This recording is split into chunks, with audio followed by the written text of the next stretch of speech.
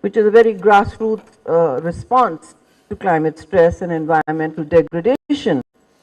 You see a splintered, fragmented movement under stress globally and otherwise. But here's the problem that I've been seeing for the last few years, before anything had particularly changed, is that all climate ambition or goals are based on a carbon budget, as they have to be. As they have to be, you have to base it on the science of calculating and taking stock of how much carbon we're using and how much we're offsetting. Based on that, we are in the lived reality, as Ms. Naza Afreen said, in the lived reality of 53 degrees centigrade in the summer in parts of Pakistan. I come from Karachi, where it is already 42, 43 degrees, and then the app tells you it feels like much more. And you already have people struggling to deal with this level of heat. And the heat is obviously related exponentially to the amount of carbon and greenhouse gases in the environment. We all know that. But while the global crisis is staggering, what is equally devastating is the state of the global movement itself. It is 2026, and it is spectacularly delegitimized, it is defunded, it is divided, and it is also derided. Forgive the alliteration, but it is exactly what I feel is happening to the global climate movement. There are elites and there are grassroots movements, there are indigenous peoples. All are now fragmented in their responses, and that is a great blow to any champion of climate ambition. Now, coming back to the carbon budget that I spoke about, what worries me is not just the fragmentation in the face of deficits and opposition. Obviously, illiberalism and economic nationalisms are also changing the environment in which the ecosystem, the policy ecosystem in which global responses are made to the climate. It is the disappearance of data. And everything, my dog's name is incidentally Data because I think data is crucial to our lives. Everything is based on data. If it's not, you're just talking, basically, it's a performative discussion. And in this data, the goal was set at the landmark Paris conference for the 1.5 temperature, global temperature, to be maintained. And everybody tailored their emissions targets, their, their transitions, energy transitions to that. We all know by now, and I'm sure the minister will tell you much more about the climate injustice of nations who are, I'm talking about you, so you might want to listen, Minister. So excuse the school mamish tone, but that's how it is. And so the minister will, I'm sure, tell you about climate injustice and its many forms and manifestations, because that doesn't go away. And speaking about it should not take away for the need for local action. They are sometimes considered one or the other. One is not a proxy for the other. So when we speak of that climate injustice, we all know Pakistan is a very small emitter, minuscule 1%, less than 1% emitter. And we do appreciate many countries that are still going ahead with their stated targets announced at Paris. But what really is now worrying is, and I come back to conflict, we have more than 60 active conflicts in the world right now. I link it to strategic security and all national security because conflicts are actually costing the environment much more than we know, compute, or understand. The data, ladies and gentlemen, is entirely missing. If it isn't, it's only 95%. I mean 5%, and 95% is underaccounted. Surely, scorched earth, when the Mongols went through went through entire swathes of territory. They scorched the earth, as did Napoleon Bonaparte. They did not scorch it like our modern wars. Today's wars are devouring the environment, they are eating away our futures, and they are negating any spirit of collective action that is needed, because it is needed beyond borders. What you do in another continent does impact the heat wave I'm experiencing in Karachi. It's as simple as that.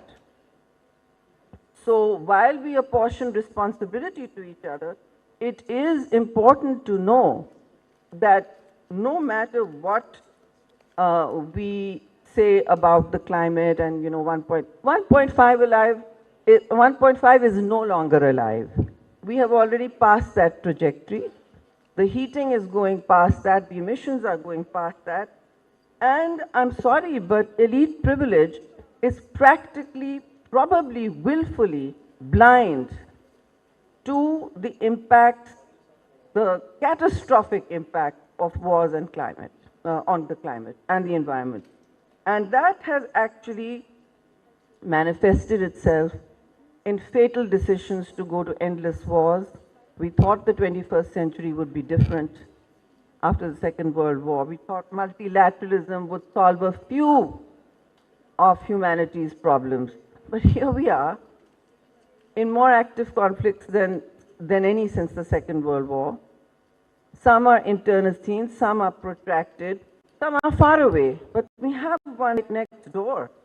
And there is very little discussion of what lasting and medium-term impact these wars will have on the environment. Because as I said, of course, the humanitarian impacts are devastating, but just to, clear the mind, we are next door to Tehran. That's a city that was water scarce just a few years ago, a year ago maybe, like Cape Town, and we're able to come back from that. We are very close to that here. Our urban scarcity is pretty serious in terms of water. But the human exposure and the pollution quotient, which is entirely within a border's hand, has gone up. It is no longer our own problem. I mean, you do have a neighbor impacting you, as you all know. There's a constant tussle going on about who burns more crops in the winter than does Pakistan do it or India do it, to a point where we can't breathe. And here we are, the Breathe Conference. So the Tehran exposure itself, it's a 9 million people city and 3 million in its environments.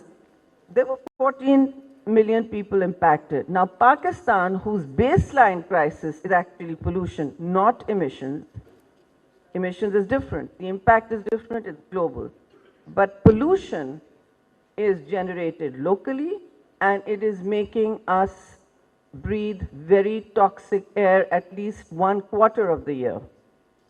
And that 1/4 may extend itself as wars rage on, as the oil facilities that get burnt and attacked in these wars rage on, and there is no calculation yet of the destruction.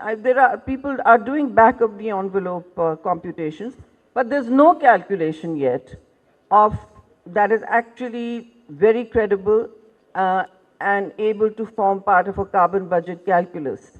Why is this happening? The Kyoto Protocol and the Paris Agreement never computed the carbon footprint of any war or conflict or military.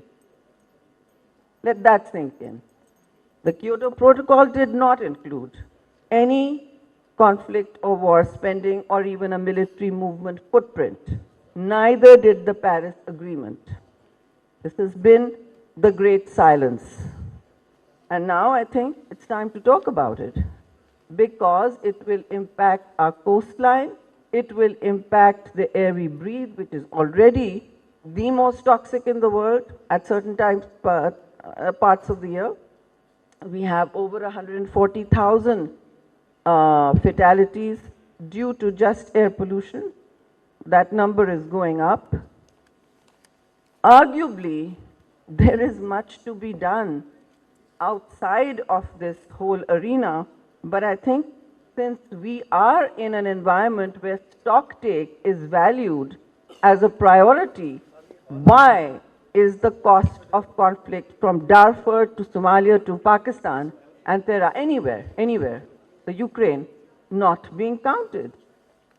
That carbon footprint is missing.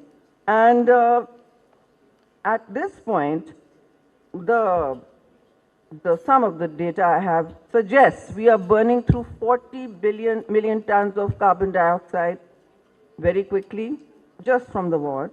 And the war, for instance, just the 14 days of the war in the Gulf, just the 14 days of the war in the Gulf, burnt up the emissions worth of a small country like Kuwait or Iceland. And as it goes on, it is emitting the carbon footprint of 84 low emission countries. 84 low emission countries. Now 84 into Pakistan, I'm pretty sure, because we're a low emission country. So that's where we are. Nobody's counting this. And this is the state of the climate movement. It never counted in the cost of conflict. And here we are with geopolitics devouring our futures. So, I mean, there's a lot more to say, but they're saying your 15 minutes are up. Happy to get off. But I do want to say that climate finance becomes a long subject for every conference. We all attack it.